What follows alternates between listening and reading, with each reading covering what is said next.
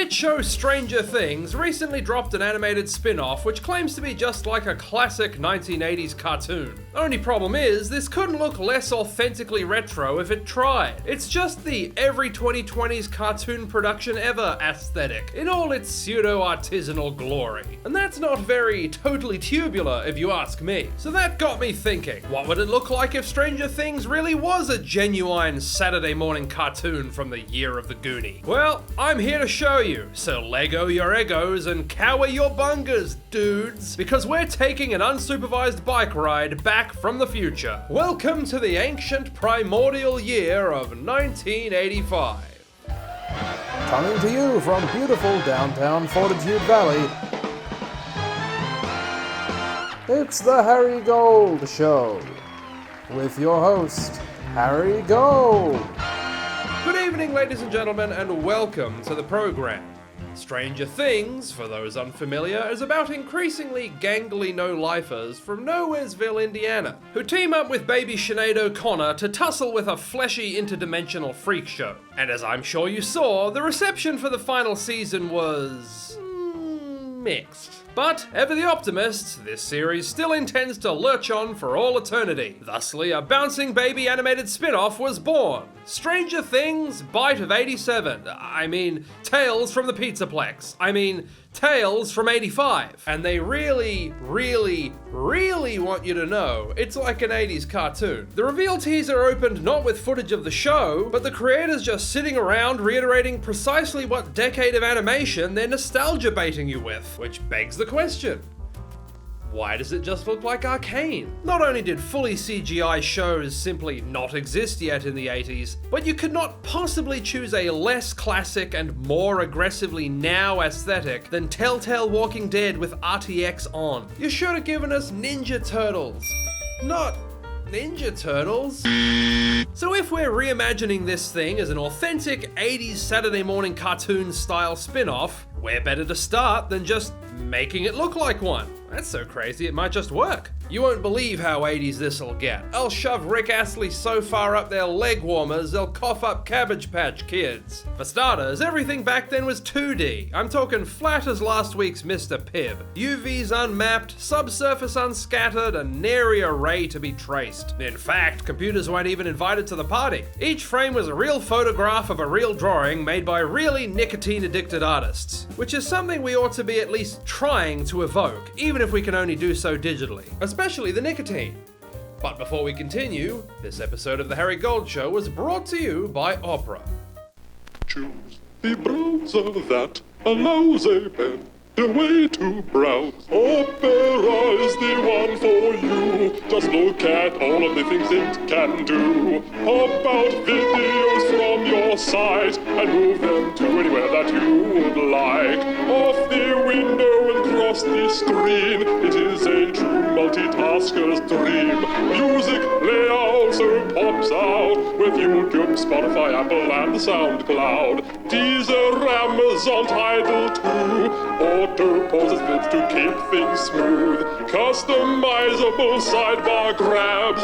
Google services without extra tabs. The screen can split up to 4 ways. Compare your tabs at once without delay. For great new themes and more to show. The link to get Opera for free is below. There was also a very specific feel to human characters back then. In between the militantly stylized designs of decades prior and gruesome degree of abstraction in years to come, the Wham era saw more representational designs become the new kids on the programming block. Now I suspect this is because so many Saturday morning cartoons were made to sell action figures, and nobody would buy a G.I. Joe shaped like Captain Caveman. But as this Stranger Things spin-off cartoon is also just one big franchise tie-in, I think it's safe to say they'd have also followed this route. More of our Toon Friends' fashion trends include swaddling yourself in shading and sporting a bodacious pair of big shiny eyes. Over-the-top cutesiness was also in vogue under Reagan's watch, probably because the cartoons that weren't action figure ads were hawking plush toys instead. So kid characters like these were especially prone to merchandisability makeovers. Though the most important aspect of the 80s Saturday morning aesthetic might just be the likenesses.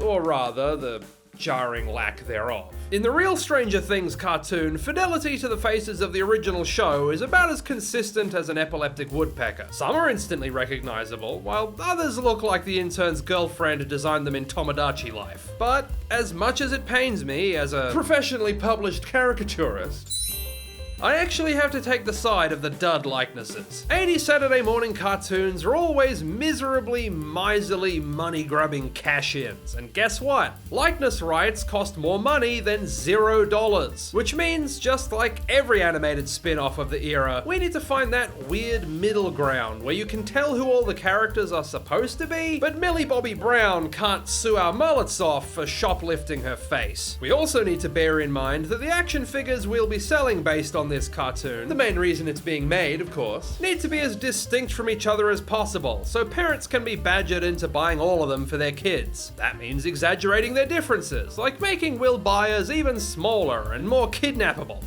Speaking of selling toys, let's talk new characters. Now, if this were my TV project, I'd have said the most 80s move there is would be to add a vehemently merchandisable new creature sidekick that is so obnoxiously, toothacheingly cute it goes full circle and kinda makes your skin crawl. We're selling Ewoks, Gremlins, and E.T. all rolled up into one toy exec's money-printing fever dream. It'd probably be some kind of sickly sweet little baby Demogorgon type critter that waddled out of the Upside Down and is somehow the one good one that befriends our heroes. Canon? Where we're going, we don't need canon. Can't sell lore on a keychain, friend. Ain't no sweet little girls going to bed at night hugging their big, soft, fluffy plush toy of consistent world building. But of course, that's not what the Duffer Brothers actually did, so let's take a gander at their choice of new character for this spin-off. One Miss Nikki Baxter. I'm sorry, there seems to have been a mix-up. I wanted to see your design for a new character in an 80s set cartoon, not your arcane OC. I mean, what in the name of Concord is this? You couldn't contrive a more blatant corporate amalgam of what the suits think is hip with the kids in 2020 now. Technically, you might have been able to find a lady in 1985 misguided enough to think this is a good look. But contrary to what the propagandists at Futurama would have you believe, technically correct is in fact the worst kind of correct, because TV shows don't come with footnotes to let you actually your audience. And the reality is, brawny middle school girls with Pepto-painted mohawks and more shrapnel in them than 50 Cent were already a rarity in real life back then. In the sanitized, corporate-approved cartoon world of 1985, they were non-existent. No, a kid-friendly punk girl character would be much more sanitized and feminine and normie approved, and less like she's about to bean someone with a Molotov cocktail. But even aside from the art style, nothing in this show really evokes the feel of a now middle-aged cartoon anyhow. Instead of the standard 52-episode Monster of the Week slopfest that was the style at the time, this show is a single continuous 10-part narrative, as is the style at this very minute. The premise is, set between season 2 and 3 of the main show, alien spores from the Upside Down infect some of the local vegetation, spawning vine monsters and pumpkin monsters and also a shark bug that swims through snow somehow. This could have been a great weekly format for a Saturday morning cartoon. Every episode, the spores infect some new random thing. A pumpkin, a rat, a pizza, and turn it into a monster, which the Hawkins Investigators Club has to take care of. Instead, the main way they attempt to convince you it feels like 4 Republican presidents ago is by bashing you upside the scone with it. They constantly blare licensed 80s music that no cartoon then could have afforded, while turning every other line of dialogue into a pop culture name drop. Everything that ever happens reminds someone of Rambo, or He-Man, or Mikhail Gorbachev's birthmark. In fact, the only realistic Saturday morning cartoon move they pulled is recasting all the characters with actors you haven't heard of that don't charge anywhere near as much. Plus, animated kids don't age. They stay hermetically sealed in cartoon carbonite, instead of looking twice as old as they're supposed to be because we keep going years between seasons. Oh, and seeing as a lot of people don't even seem to realize this cartoon happened, here's my quick review for anyone who's interested. So, my art style gripes aside, it's kind of a return to the feel of the first couple seasons of the show. So if you like those, you'll probably enjoy this one. Nikki strains plausibility a bit, and you'll especially feel that at the climax, but overall, it's decently entertaining. I give it an 11 out of 10.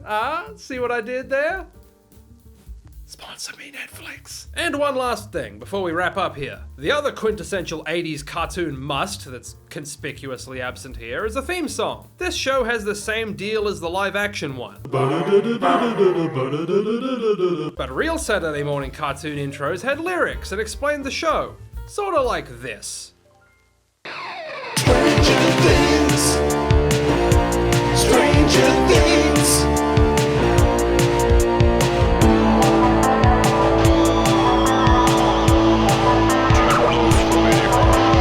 Stranger things will happen, is what they'll say to you. But monsters from another world will change your point of view. When Mike met a psychic girl, his world turned upside down. Now his gang of friends will have to fight to save their town. Stranger Things. Stranger Things. 11 can pick up a truck using ESP, and yet Mike's the leader cause he DMs D&D.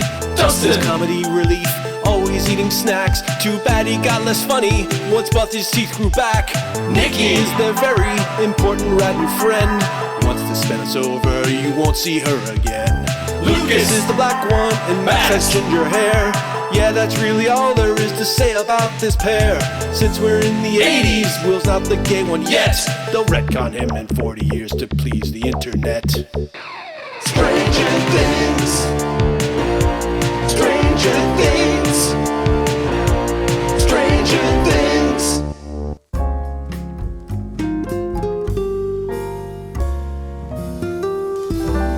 Let's play a game. I'll draw someone famous, and 3 people that guess who it is in the comments will get a shout out in the next episode. If your guess last time was actress Cynthia Erivo, then you are absolutely correct. Cynthia's rule from the Wheel of Winners is the 3 correct guesses that are the most characters long.